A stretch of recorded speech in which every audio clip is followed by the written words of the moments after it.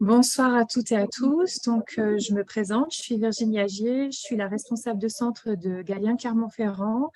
Voilà, on a pour mission de ce soir vous présenter un petit peu la sélection sur les métiers du soin, notamment donc en infirmier, auxiliaire de puériculture, aide-soignant. Voilà, afin que cette réunion puisse bien se dérouler, je vous demanderai à tous de bien conserver vos caméras éteintes et vos micros éteints. Vous pourrez les rallumer au niveau des phases de questions quand on vous sollicitera si vous avez des questions à nous poser. Mais voilà, pour le bon déroulement de cette réunion, on vous demandera de bien conserver le reste du temps tout bien éteint.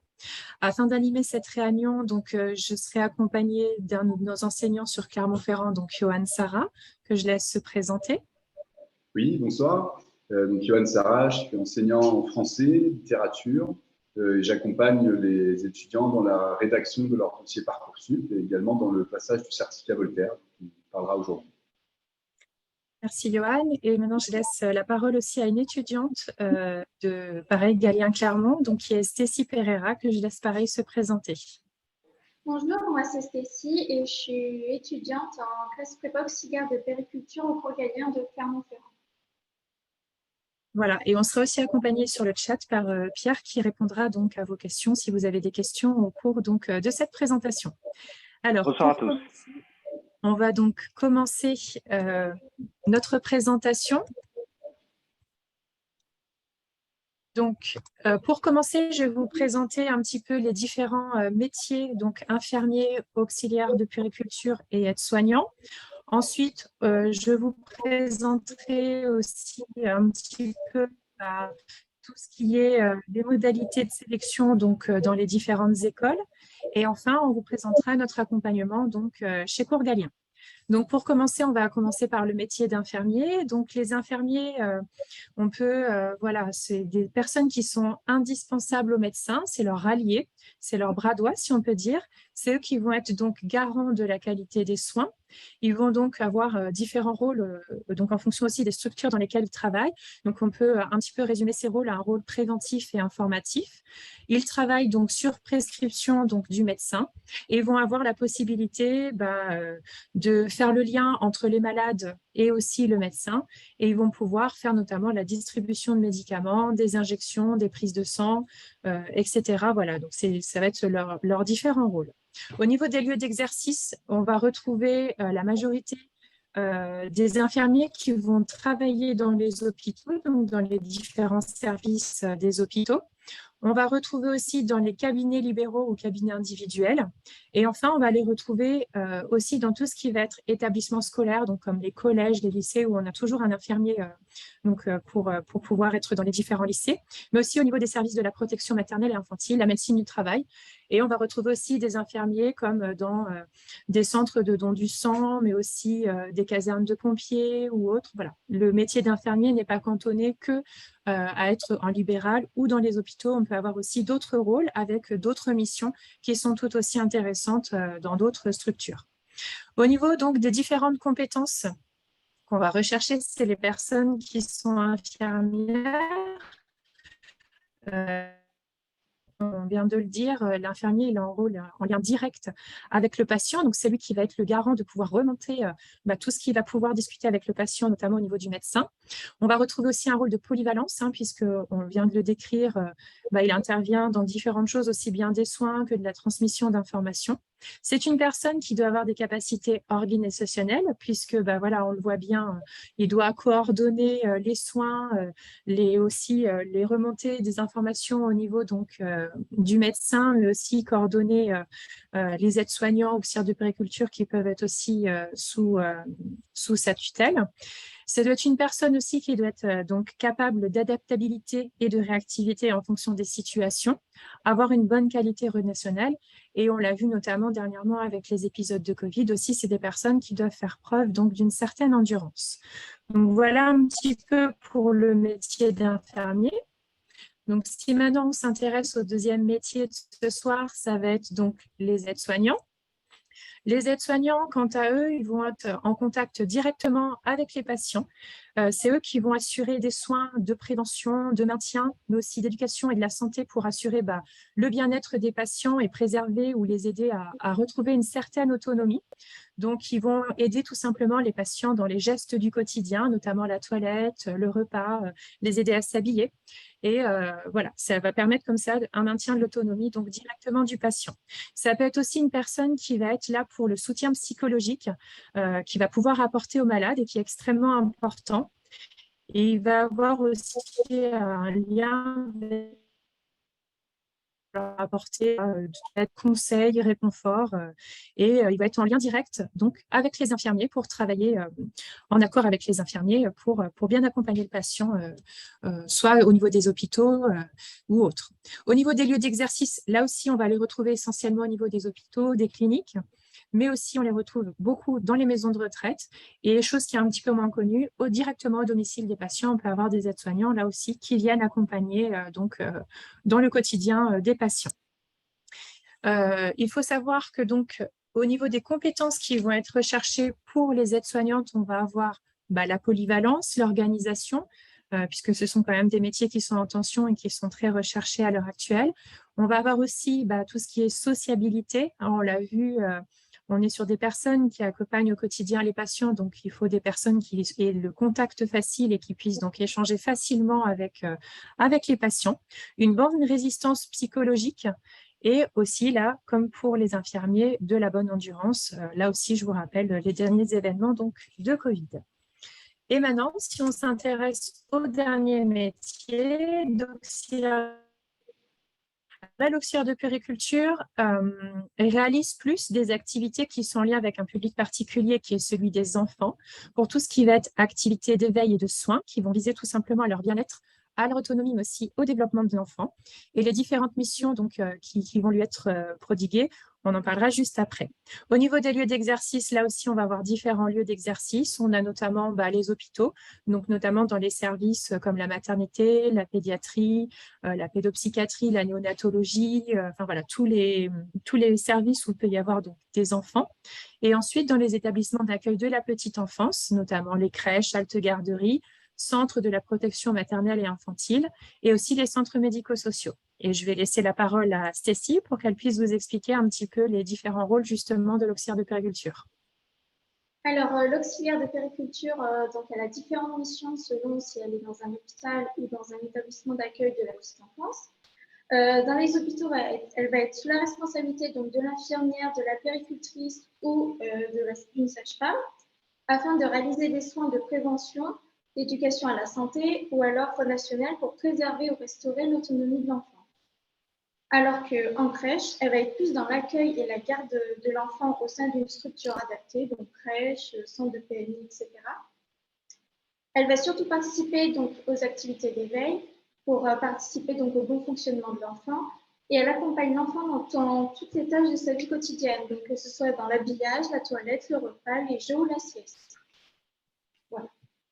Alors, merci Stécie. Et là, pareil, si on regarde un petit peu les compétences qu'on va rechercher chez les personnes, donc futures auxiliaires de puériculture, ça va être bien sûr l'écoute, puisqu'on est avec un public d'enfants.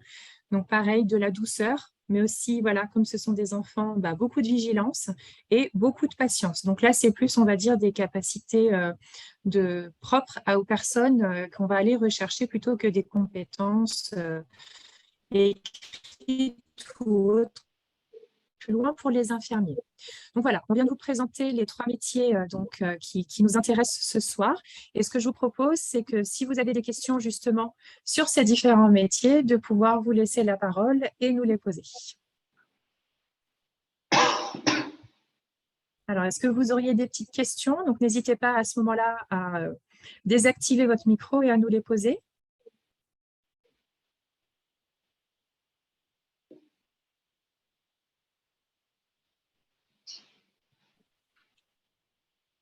Il ne semble pas y avoir de questions, donc ce que je vous propose, c'est justement maintenant de s'intéresser aux différentes modalités de sélection, comment on fait justement pour rentrer dans ces différents instituts de formation, donc soit infirmiers,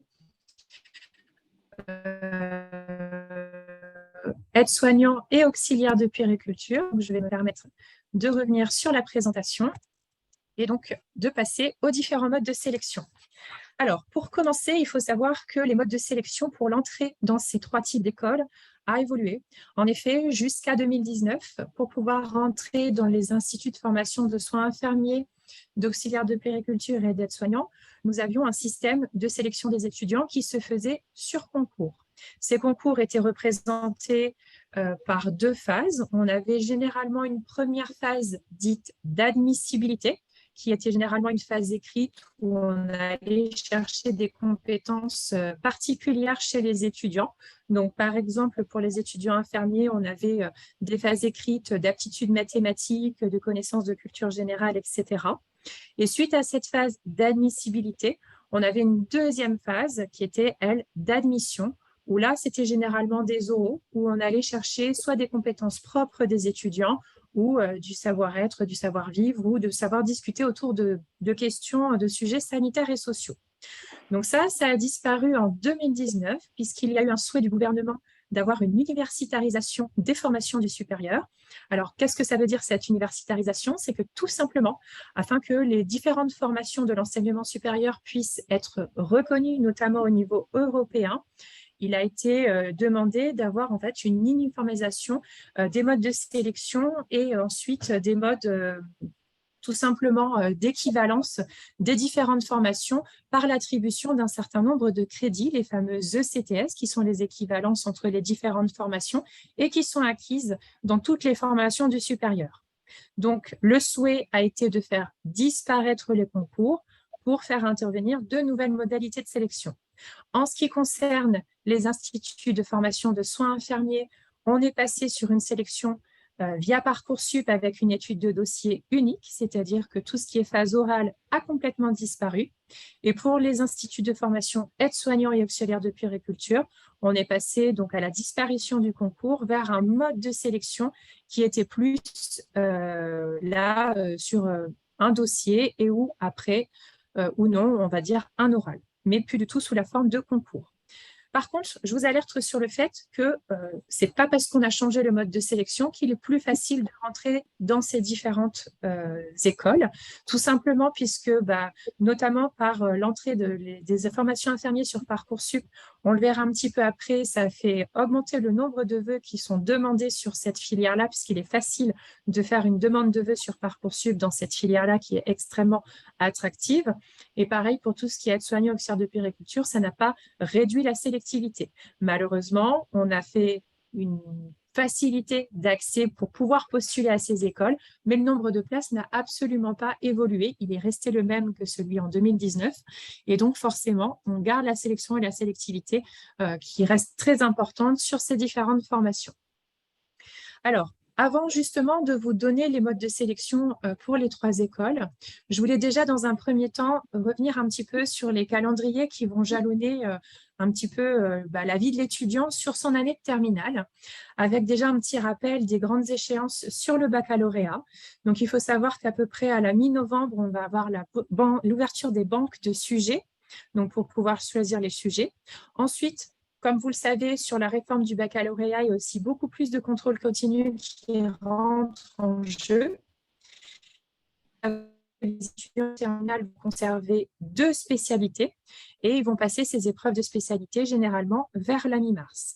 Ensuite, entre la mi-mars et à peu près le mois de juin, on va passer toutes les autres épreuves telles que l'histoire, géographie, les langues vivantes et les enseignements scientifiques.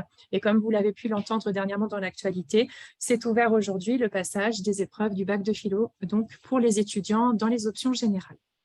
Ensuite, à la fin de ces épreuves de contrôle continu et de cette preuve écrite, les étudiants, là aussi c'est une spécificité du nouveau baccalauréat, doivent passer un grand oral sur un sujet de leur spécialité qu'ils présentent donc à peu près entre la fin juin et début juillet devant un grand oral. Et là aussi, cette note-là intervient directement dans l'obtention ou non du bac. Les résultats seront ensuite connus sur le 5 juillet, comme ça l'était avant, pour les différents résultats.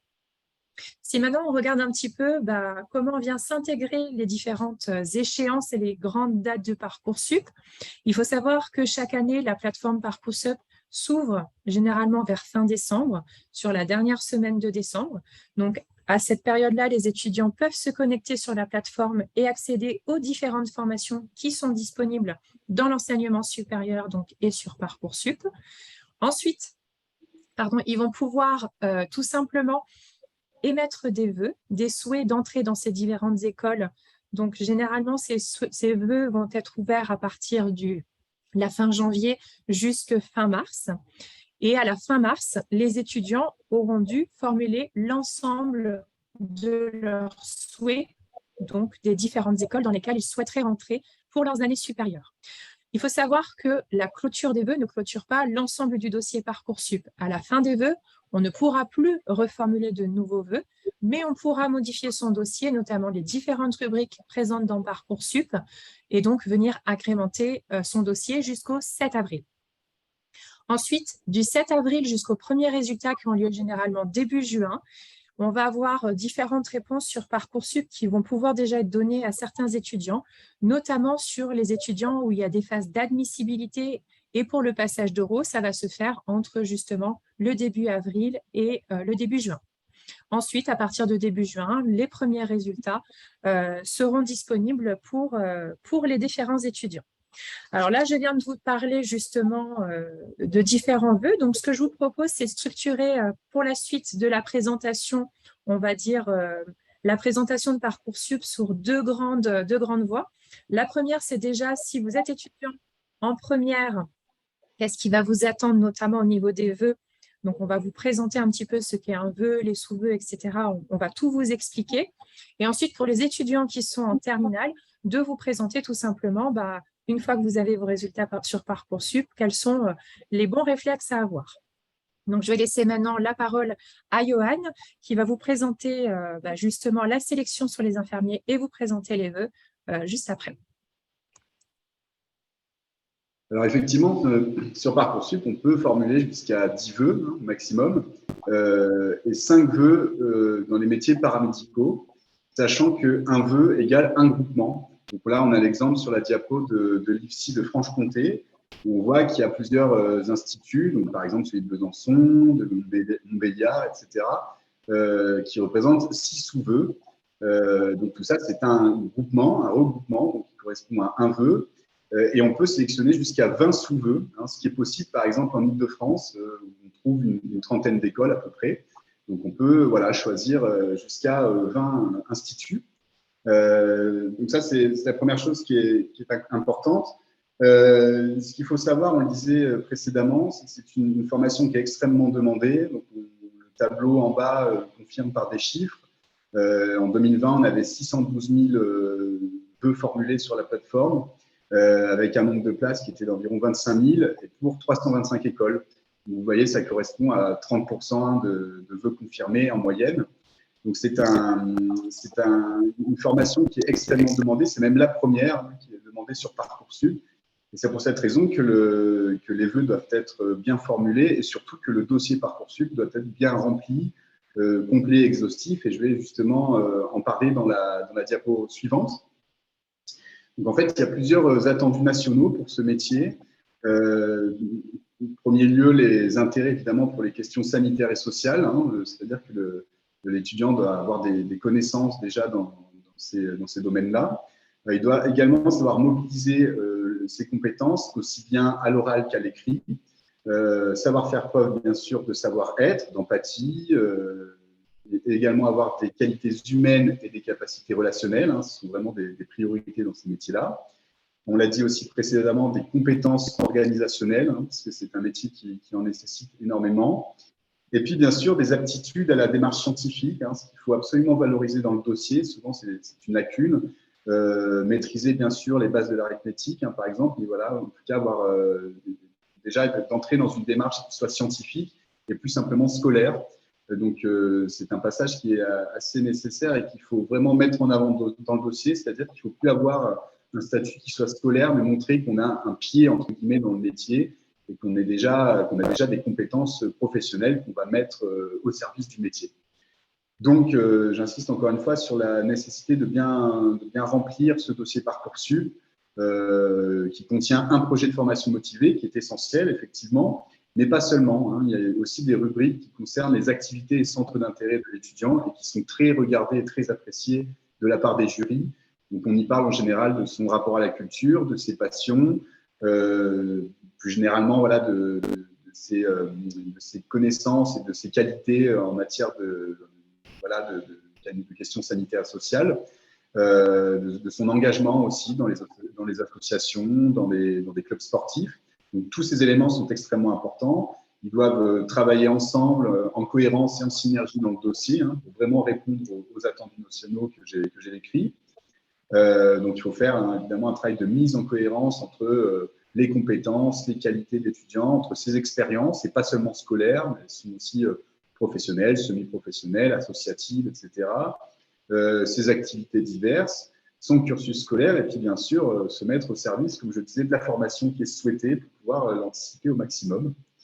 Donc, il faut savoir montrer et démontrer ses connaissances de la formation, des exigences de la formation. Donc, il faut se renseigner à chaque fois, notamment quand on formule ses vœux, sur les écoles, sur les attendus des écoles, sur ce qu'elles demandent, ce qu'elles exigent, pour pouvoir évidemment remplir son dossier Parcoursup en fonction. Merci Johan pour toutes ces informations. Donc là, on vient de le voir, voilà, c'est tout ce qui va vous attendre si vous êtes un étudiant justement qui est en première. Voilà un petit peu ce qu'on va attendre de vous pour la sélection Parcoursup pour les infirmiers.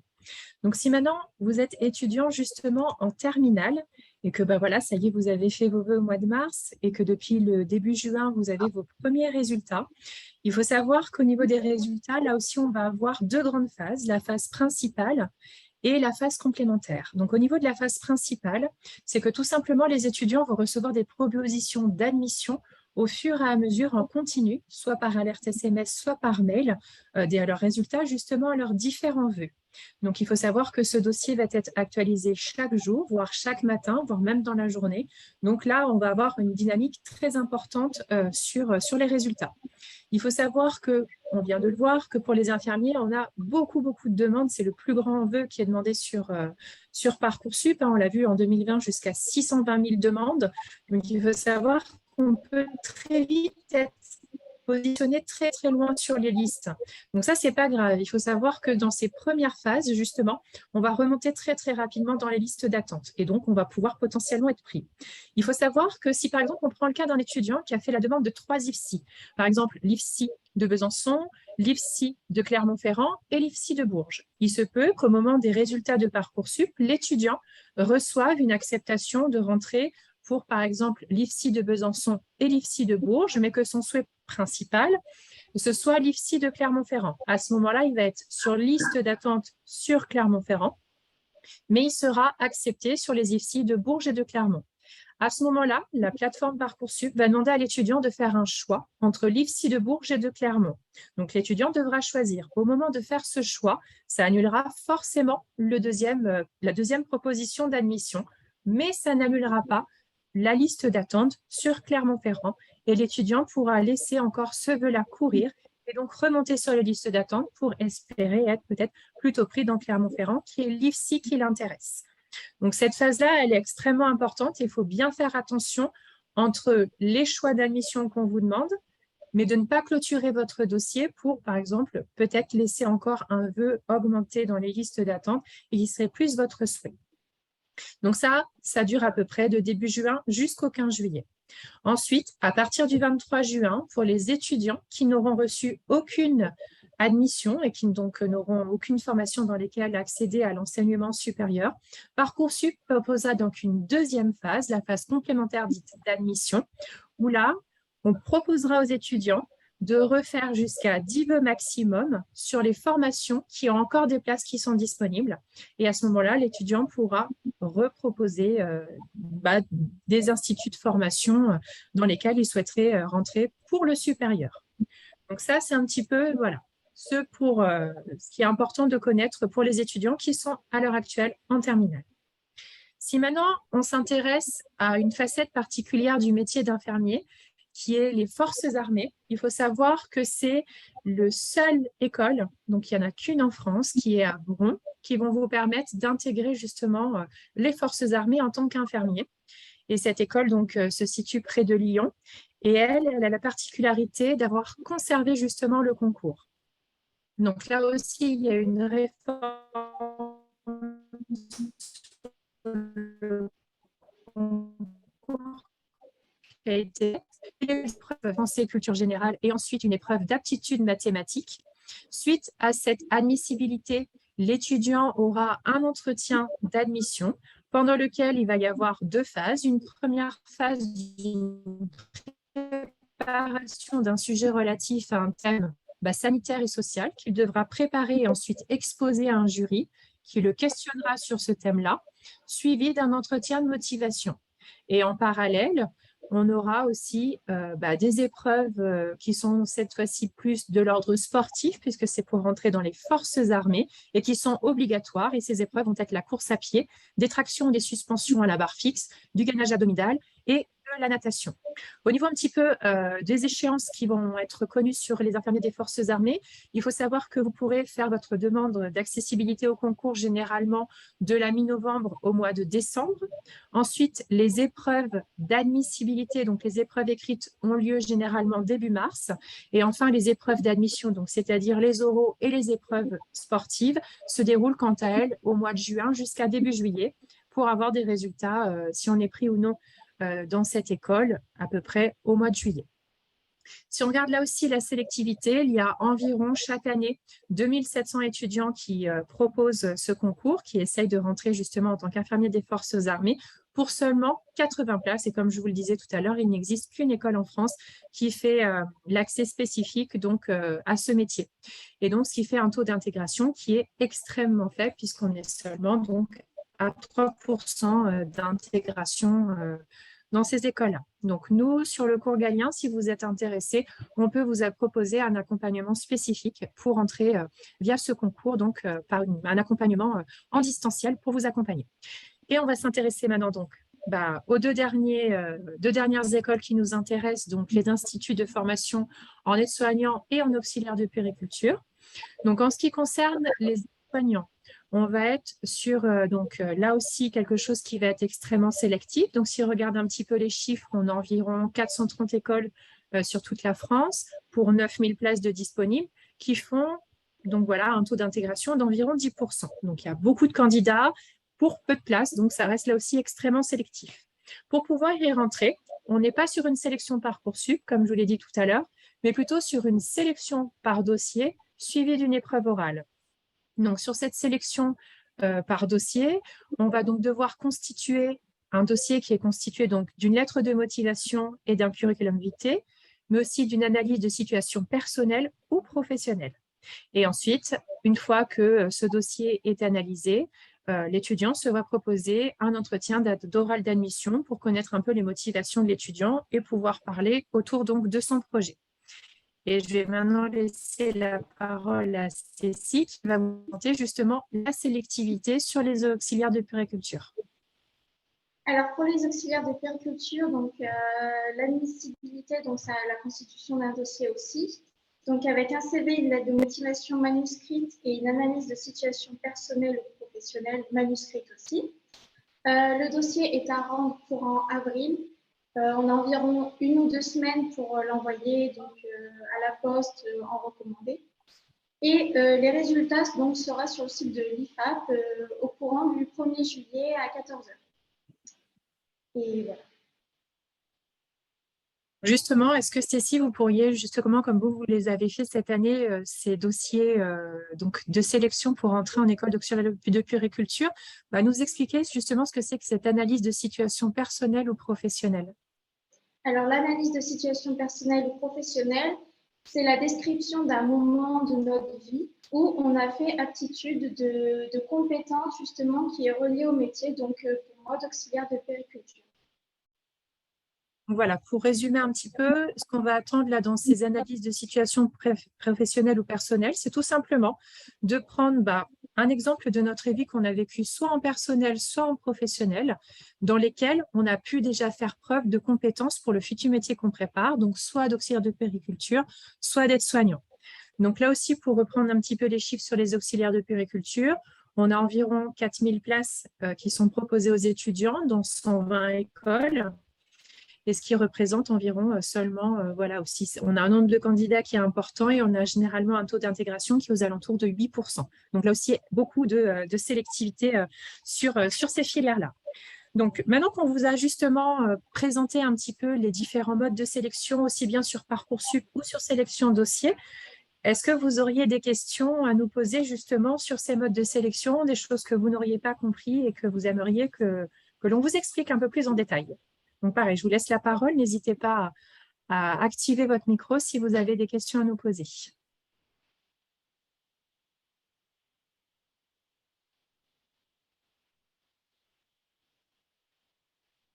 Donc c'est bon pour tout le monde, pour les vœux, pour les choix, pour justement la sélectivité, pour les entrées en école d'aide-soignants, auxiliaires de puériculture, c'est clair pour tout le monde?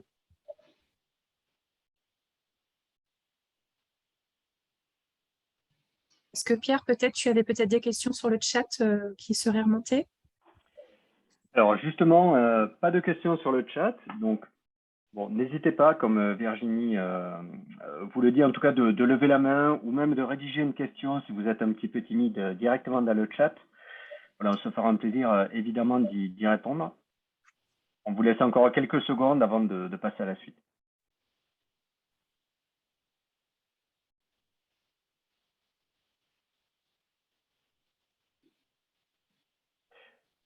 Virginie, je pense qu'on peut continuer. Oui, voilà. Si vous avez d'autres questions qui vous viennent après, il ne faudra pas hésiter à pouvoir nous les poser. Donc alors, je vais continuer justement donc, sur la présentation. Donc, on vient de voir le mode de sélection. Je vais maintenant vous présenter justement notre accompagnement qu'on vous propose pour réussir et optimiser vos chances de pouvoir rentrer dans les écoles qu'on vient de vous présenter. Et donc, on va s'intéresser maintenant donc, à notre accompagnement.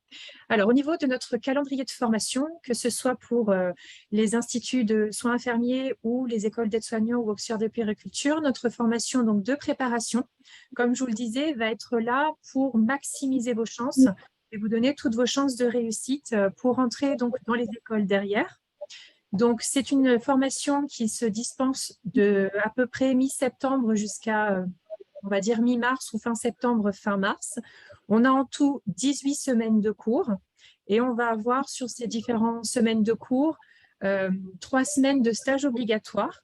Donc là, le but de ces stages, ça va être, on reviendra un petit peu après dessus, de concrétiser son projet professionnel, de pouvoir aussi aller à la rencontre des différents professionnels et d'avoir aussi lors de ces stages des évaluations qui sont faites directement par les professionnels et qui pourront être valorisables soit sur le dossier Parcoursup pour les infirmiers, soit dans le dossier papier pour les aides-soignants ou auxiliaires de puériculture.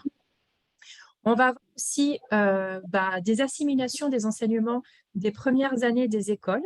Donc là, on va revenir sur les matières qui sont essentielles justement les premières années et qui en fait font la différence au niveau des étudiants qui ont suivi ou non notre prépa. Parce qu'il faut savoir, on reviendra un petit peu plus loin, qu'il y a beaucoup d'abandon sur les premiers mois dans ceux qui ont été pris dans les écoles notamment, on a jusqu'à 13% d'abandon. Et nous, justement, pour éviter ces abandons, pour vraiment montrer à l'étudiant quels vont être les prérequis nécessaires à connaître et quelles vont être les modalités sur les premiers mois, on propose justement de présenter les différents enseignements et de commencer à les dispenser. Et bien sûr, on a un accompagnement soit sur le dossier Parcoursup pour les étudiants qui veulent faire infirmier ou sur le dossier et la préparation à l'oral pour les étudiants en aide-soignant ou auxiliaire de puériculture. Donc, on va maintenant s'intéresser justement à notre méthode, la méthode Galien. Il faut savoir qu'elle reprend 4 grandes forces. La première, c'est déjà qu'on va avoir des équipes qui sont qualifiées, donc qui sont constituées généralement de professionnels spécialistes. Voilà, on peut avoir des enseignants qui sont infirmiers, aides-soignants ou auxiliaires de puériculture et qui vont venir directement dispenser les cours. On a des enseignants qui sont certifiés et agrégés. On fait intervenir aussi beaucoup de professionnels au cours de la formation pour présenter justement les différents métiers.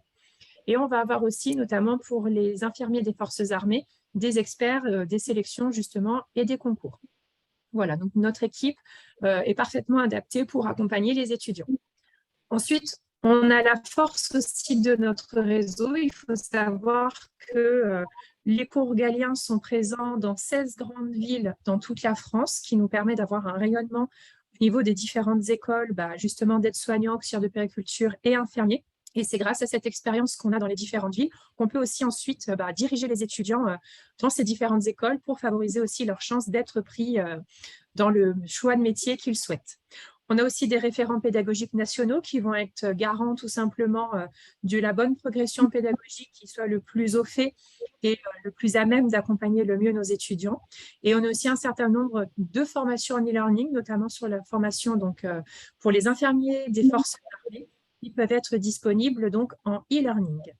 Ensuite, on a tout au long de l'année des évaluations. Le but de ces évaluations, ça va être de valoriser les acquis. Je pense notamment au dossier Parcoursup. On va pouvoir déposer des bulletins de notes grâce aux différentes notes qui seront donc obtenues au cours de l'année par des devoirs, des concours, des oraux blancs qui sont proposés tout au long de l'année en fonction du parcours de l'étudiant.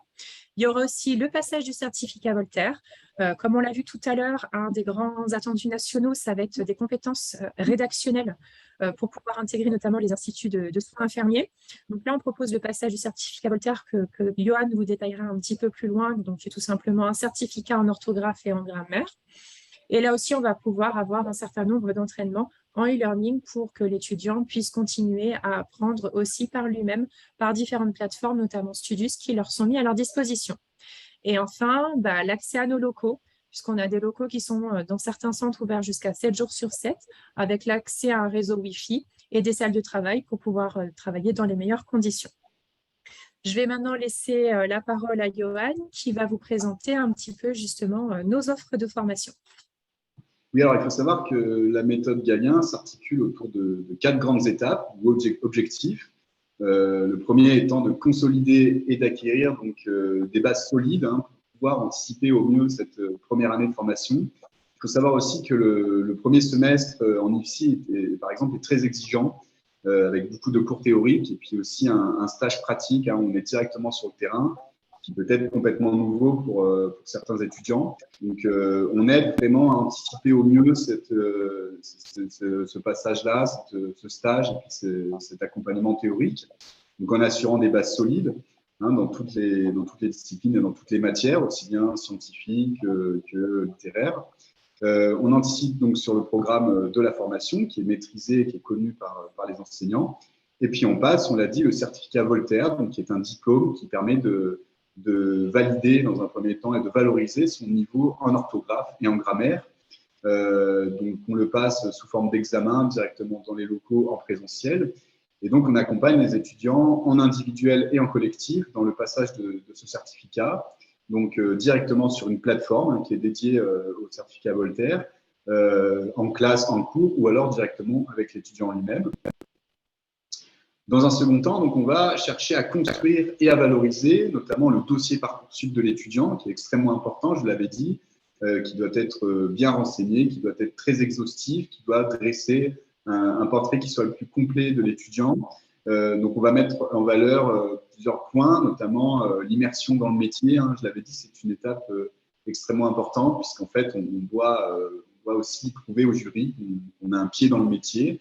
Donc notamment par des stages qu'on met en avant dans la formation, par des rencontres avec des professionnels, des mises en situation qu'on fait parfois en cours aussi, des recherches scientifiques, et puis parce qu'on appelle des projets de groupe, donc qui sont des actions qui sont menées directement par les étudiants en lien avec leur futur métier. À titre d'exemple, cette année, les étudiants ont fait de la prévention en lycée, on travaillait avec Octobre Rose sur la sensibilisation au cancer du sein, et aussi avec le planning familial. Et donc, après, ils travaillent sur des thèmes très précis qui sont mis en avant après comme sous forme de recherche scientifique dans les dossiers. On fait beaucoup de rencontres aussi avec des professionnels. Donc, on a rencontré cette année, par exemple, un cadre infirmier qui est venu discuter avec les étudiants et qui les a beaucoup aidés à remplir leur dossier Parcoursup, parce que les étudiants avaient beaucoup de questions sur le dossier. Et donc, on travaille vraiment sur une méthodologie d'anticipation. Comme je le disais, on cherche vraiment à s'ancrer dans le métier et vraiment à passer ce cap du scolaire vers le professionnel pour aller en formation.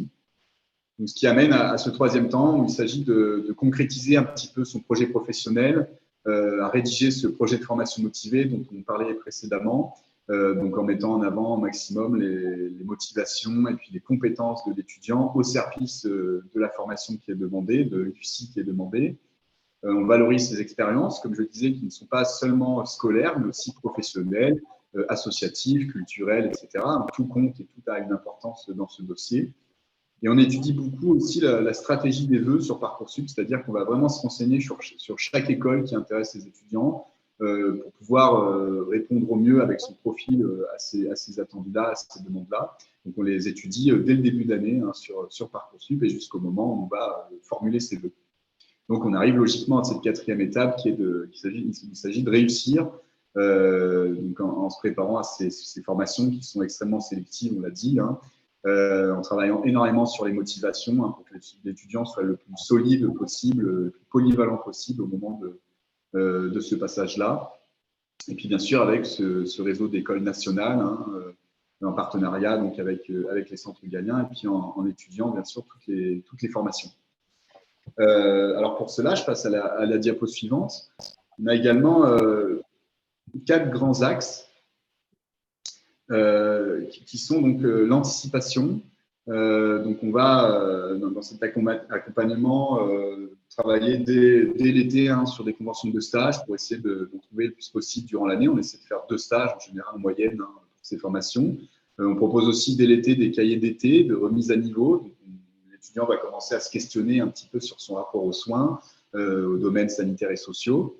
On propose plusieurs supports pédagogiques, donc des polycopiés, des fiches de cours, des fiches de synthèse, évidemment. Un travail, comme je le disais, qui est à la fois individuel et collectif. Et puis une bibliothèque numérique, c'est-à-dire qu'on parlait tout à l'heure de Studius. On dépose énormément de documents qui permettent à l'étudiant de travailler de son côté, de s'enrichir de connaissances scientifiques, sanitaires et sociales. Alors, c'est aussi un accompagnement qui est sur mesure, c'est-à-dire qu'on fait un suivi individualisé. On n'est pas simplement sur des cours en classe, on a tout le temps des rendez-vous avec les étudiants qui travaillent non seulement avec les enseignants, mais aussi avec l'ensemble de l'équipe pédagogique, avec la direction, avec les parents également. Donc, on travaille tout le temps sur cet accompagnement sur mesure, en individuel avec l'étudiant. On travaille beaucoup aussi sur les motivations, je l'avais dit, puisque c'est extrêmement important. Il faut savoir les verbaliser pour ensuite les mettre par écrit dans le dossier. Et puis, on accompagne l'étudiant pas seulement, bien sûr, dans les domaines scientifiques, mais aussi sur des choses plus concrètes, comme la gestion du stress au quotidien. Et puis, voilà la façon d'aborder cette formation qui est très sélective. On le disait aussi, ce sont donc c'est vraiment une prépa qui est à taille humaine, c'est-à-dire qu'on a des classes qui sont à effectifs réduits, donc on est sur une vingtaine d'étudiants à peu près en IFSI et puis une dizaine en auxiliaire puériculture et aide-soignant. Donc, ce qui permet vraiment de travailler dans de bonnes conditions avec les étudiants, d'avoir cette proximité entre les enseignants, les étudiants, la direction, l'équipe pédagogique, etc. Et ce qui permet de valoriser donc, des échanges, de mettre en avant des interactions qui vont vraiment avoir une importance au moment de la rédaction du dossier Parcoursup, pour montrer encore une fois qu'on est ancré dans le métier et qu'on s'y est préparé très concrètement. Alors, donc voilà, on n'est jamais isolé dans son travail et peut-être que je vais laisser la parole à Stécie pour qu'elle nous parle un petit peu justement de son expérience par rapport à cet accompagnement cette année au cours Gallien et peut-être qu'elle évoque aussi un temps fort pour elle, quelque chose qu'elle retient de cette formation, pour que ce soit peut-être plus concret pour vous. Alors, moi, au cours de mon année au cours Gallien, donc moi, j'ai eu une très bonne expérience. J'ai été très bien accueillie déjà dès le premier jour, accompagnée tout au long de l'année. Déjà, le certificat Voltaire, je ne connaissais pas avant, mais ça ouvre beaucoup de portes, notamment que ce soit dans les entreprises, et ça peut ouvrir des portes aussi pour donc, les concours. J'ai eu l'opportunité d'effectuer 2 stages, ce qui est aussi super valorisant et ça en apprend plus sur le métier. Et donc, ça consolide notre idée de départ professionnel. J'ai eu un accompagnement et une réactivité des profs aussi qui est très, très présente, que ce soit par mail ou sur rendez-vous, ou même en présentiel en cours. Donc ça, c'est très important parce qu'ils répondent très vite à nos questions et ils ne nous laissent pas sans réponse. J'ai repris aussi des bases, que ce soit en maths ou en sciences. Donc on repart vraiment du tout début sur vraiment des bases pour qu'on parte sur de bonnes bases pour après, si on entre dans une école, on ne se retrouve pas lésé sur certaines matières. Et les cours étaient très bien expliqués. Je n'ai jamais eu de soucis sur les profs. Les cours sont très clairs et très bien organisés. Et un mettant fort, donc comme je l'ai dit, moi, ça a été mes stages qui m'ont beaucoup appris et qui m'ont beaucoup aidé à prendre un peu plus confiance en moi et valoriser. Donc, voilà. Merci. Merci Stécie pour ces retours justement sur votre expérience chez nous. Donc, comme on vient de le voir, on accompagne au maximum nos étudiants pour justement leur permettre de réussir. Donc, comme on vient de le voir dans tout ce qui a été expliqué, on met vraiment l'étudiant au cœur de son projet professionnel. Donc, voilà, de concrétiser son projet par des stages, d'un accompagnement aussi individualisé, mais aussi un accompagnement pour l'aider sur après les études supérieures dans lesquelles il souhaite rentrer.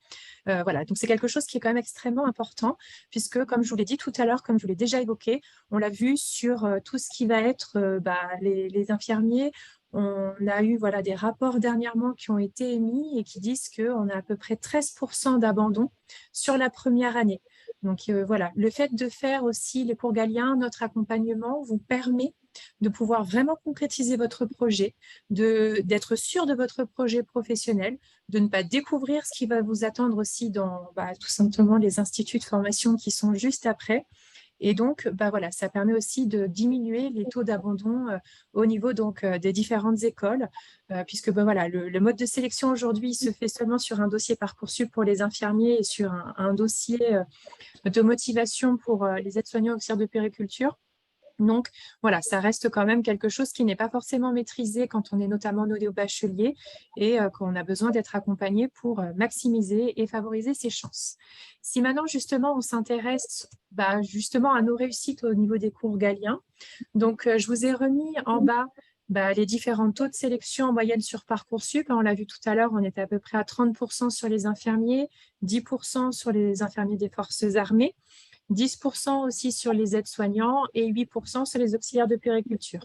Il faut savoir qu'un étudiant sur nos promotions, donc 2020-2021, malheureusement, je ne peux pas encore vous donner à date nos résultats pour cette année puisqu'ils sont en cours avec Parcoursup.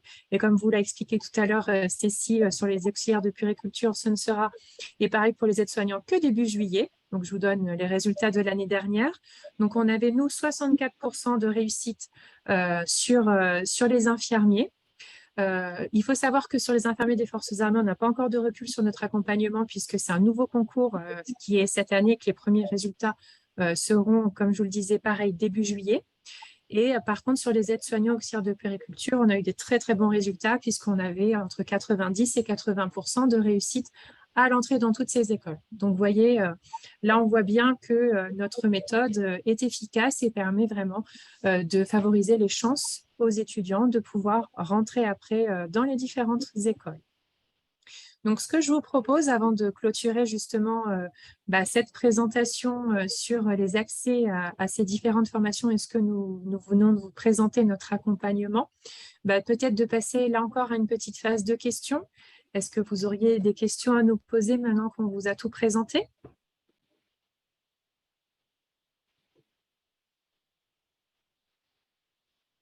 Alors peut-être, est-ce que Pierre, tu as eu quelques questions sur le chat qui sont sorties ? Alors effectivement, quelques questions sur le chat. J'ai répondu à un certain nombre, voilà, individuellement, donc directement dans le chat. Il y a une question de Beluga, par exemple, qui nous dit si je n'ai pas été accepté sur Parcoursup pour mes entrées en IFSI, même sur liste d'attente, puis-je quand même proposer ma candidature après le 23 juin. Donc, a priori, c'est quelqu'un qui a candidaté cette année et qui, pour l'instant, n'a aucune réponse positive. Y compris sur liste d'attente. Mm. Alors, par exemple, dans ce genre de cas où on est encore sur liste d'attente assez loin et qu'on n'a rien d'accepté, il est possible que vous n'ayez pas d'acceptation en IFSI sur la phase principale et il y aura peu de chances qu'il y ait aussi des accès IFSI sur la phase complémentaire puisque c'est extrêmement demandé, donc les places risquent d'être rapidement prises. Donc, par contre, nous, on peut vous proposer de vous accompagner et vous pouvez dès maintenant vous inscrire chez nous. Et si vous êtes accepté jusqu'au mois de septembre sur justement un institut de soins infirmiers, puisque ça peut remonter jusque septembre, à ce compte-là, c'est une condition de remboursement de notre côté. Mais en attendant, ça peut vous garantir une place et un accompagnement qui pourront vous permettre l'année prochaine d'optimiser vos chances. Donc, n'hésitez pas à postuler chez nous dans le centre galien le plus proche de chez vous pour justement essayer de vous donner une autre chance l'année prochaine pour rentrer dans votre souhait de formation. Bien, merci. Est-ce que ça répond à votre question?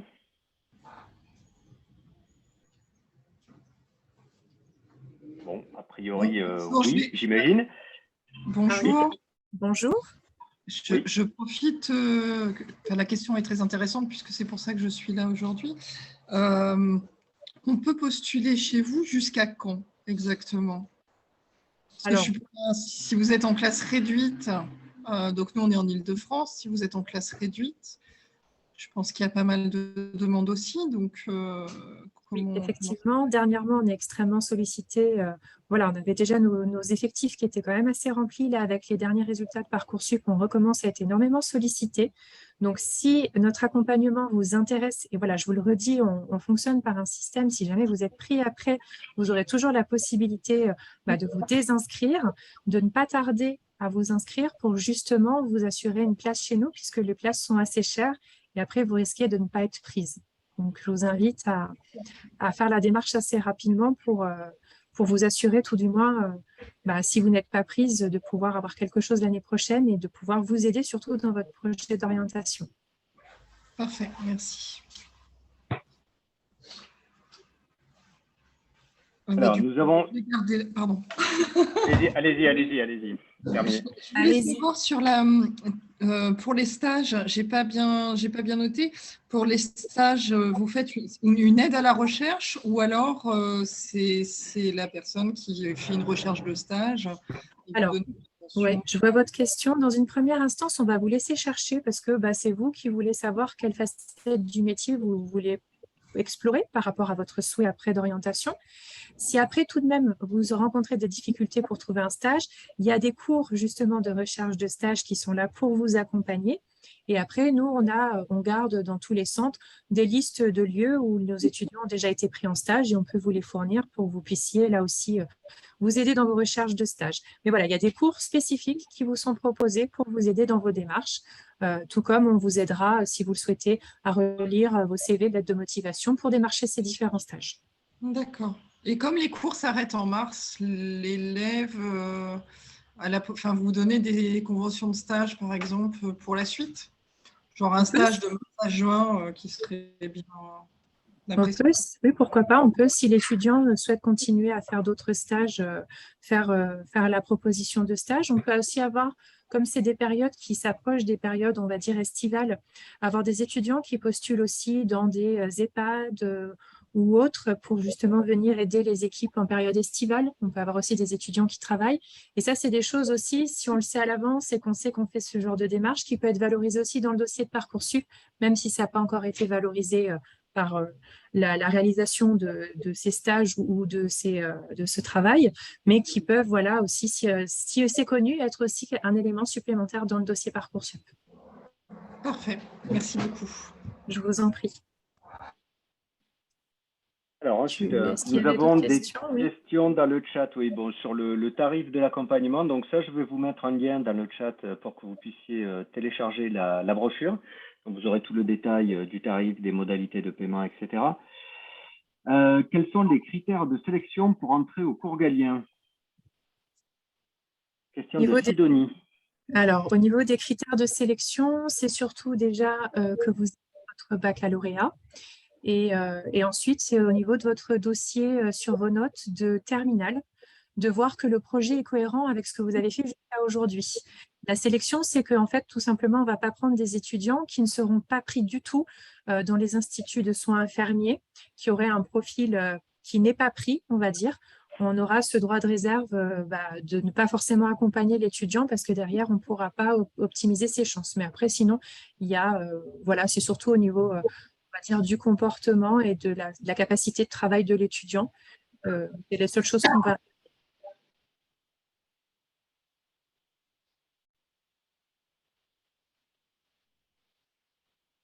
Pierre, est-ce que tu aurais d'autres questions? Alors, une autre question, effectivement, de Nathalie Thébault, qui me demande comment la prépa valorise vraiment le dossier du jeune, donc de l'étudiant, sachant que les bulletins de terminale apparaîtront toujours dans le dossier, etc. Donc voilà, si on peut juste repréciser l'intérêt en tout cas de suivre une prépa pour valoriser son dossier. Évidemment, on ne va pas changer les notes du lycée, ça on ne peut pas revenir dessus. Mais par contre, on intervient, si on peut faire un rappel voilà, sur les différents aspects qui vont permettre justement de mettre en avant le dossier et de favoriser sa sélection. Alors, au niveau du dossier, déjà, c'est d'effectuer des stages. Ça, c'est quelque chose qui va pouvoir être extrêmement apprécié au niveau du dossier de Parcoursup. Ça va être aussi de remplir les rubriques pour qu'on fasse apparaître en fait des mots-clés qui représentent en fait tout simplement les compétences de l'étudiant qui vont être recherchées dans les attendus nationaux. On l'a vu tout à l'heure, tout ce qui était capacité d'expression écrite, expression orale, empathie, écoute, adaptabilité, etc. Nous, on va vraiment travailler sur le dossier de l'étudiant pour que, pareil, apparaissent des mots-clés qui vont lui permettre de favoriser ses chances. Après, comme le disait Pierre, on ne peut pas changer les notes de l'étudiant sur Parcoursup, mais on peut voilà, valoriser tout le reste du dossier qui compte tout autant. Il faut savoir que oui, soit les notes, elles comptent dans une partie de l'algorithme pour le choix des étudiants, mais pas que. On va avoir aussi tout le reste du dossier, et c'est ce que présentait tout à l'heure Johan, la cohérence du projet, tout ce qui va être de mettre en lien ce qu'on a pu faire en personnel, les activités, le stage, pour vraiment donner de la cohérence par rapport aussi au parcours qu'on a eu jusqu'à aujourd'hui. Et c'est ça qui va être aussi apprécié et recherché et qui va permettre de sélectionner l'étudiant et d'optimiser donc ses chances. Voilà. Donc j'espère que ça répond à votre question. N'hésitez pas à poser des questions oralement, hein, c'est plus convivial aussi. Alors, la question de Chanet sur quelle est la procédure à suivre pour s'inscrire au cours Galien, je pense qu'on y a déjà répondu. On peut faire peut-être encore un rappel, mais je suis en train de vous envoyer la brochure dans laquelle vous allez retrouver tous les détails concernant notre formation, les tarifs, le contrat d'inscription également qui est en fin de brochure et qui est à nous retourner voilà, dans les meilleurs délais si vous souhaitez intégrer un de nos établissements ou du moins réserver votre place, y compris si vous êtes en liste d'attente sur Parcoursup, on vous répète. Hein, c'est important en tout cas de réserver votre place au cas où, sachant que là, c'est vraiment la période où on est le plus sollicité de l'année. Et les effectifs, depuis 15 jours en tout cas, s'affolent un petit peu. C'est vrai que voilà, on a des demandes de tous les jours d'étudiants qui souhaitent rejoindre nos cours.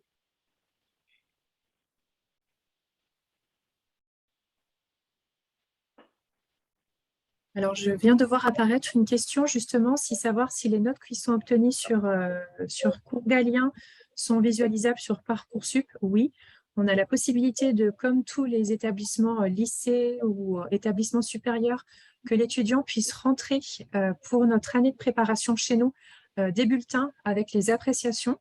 Voilà, c'est visible sur Parcoursup. Au-delà des notes, ce qui peut être dans la balance pour les sélections des IFSI, ça va être surtout les appréciations aussi qui sont obtenues dans les bulletins. Mais oui, ça peut apparaître et être valorisé aussi sur Parcoursup, ce qui a été réalisé.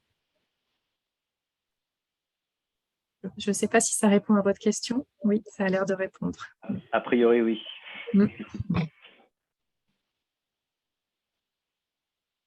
Vous avez d'autres questions? N'hésitez pas à lever la main, prendre la parole.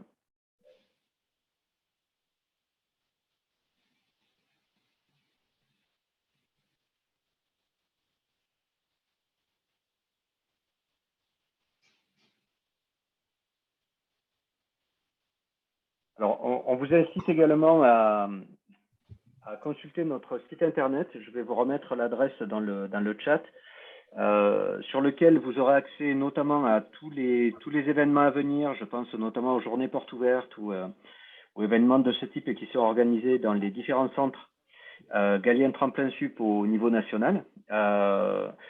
Si vous avez effectivement envie d'en savoir un peu plus et de prendre contact avec nos équipes, il ne faut pas hésiter à nous appeler directement. Vous retrouverez également les coordonnées téléphoniques de tous les centres pour prendre un rendez-vous. Donc, on ne vous reçoit pas uniquement sur des journées portes ouvertes. C'est possible aussi d'appeler et prendre un rendez-vous individuel pour qu'on puisse étudier avec vous en tout cas votre projet de préparation infirmier ou aide-soignant ou auxiliaire de puériculture et ensuite se projeter ensemble pour la suite. Voilà.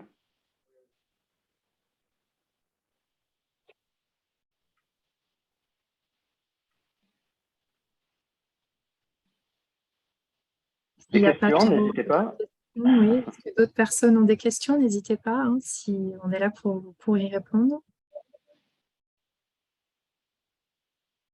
Alors, je vous mets rapidement le lien de notre site. Bon, vous le retrouvez facilement après depuis Google, hein, mais voilà. N'hésitez pas à bien aller auprès de votre centre Galien le plus proche, à le solliciter rapidement. Chaque équipe est prête à vous accueillir et à répondre à l'ensemble de vos questions. Et voilà, on vous réalerte sur le fait que on est vraiment en phase d'inscription en ce moment. Donc, si vous êtes intéressé, de ne pas trop tarder à vous inscrire.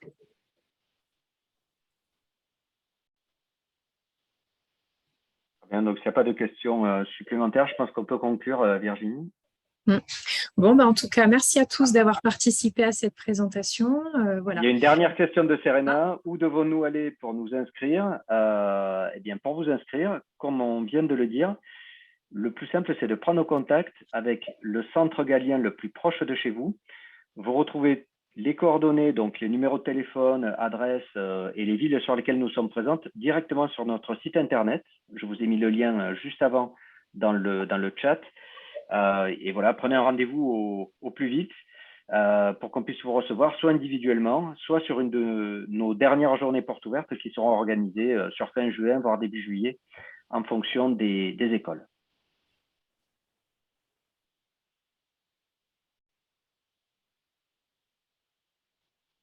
Très bien. Écoutez, en tout cas, on vous remercie à tous de votre participation, de vos questions sur la fin de la réunion.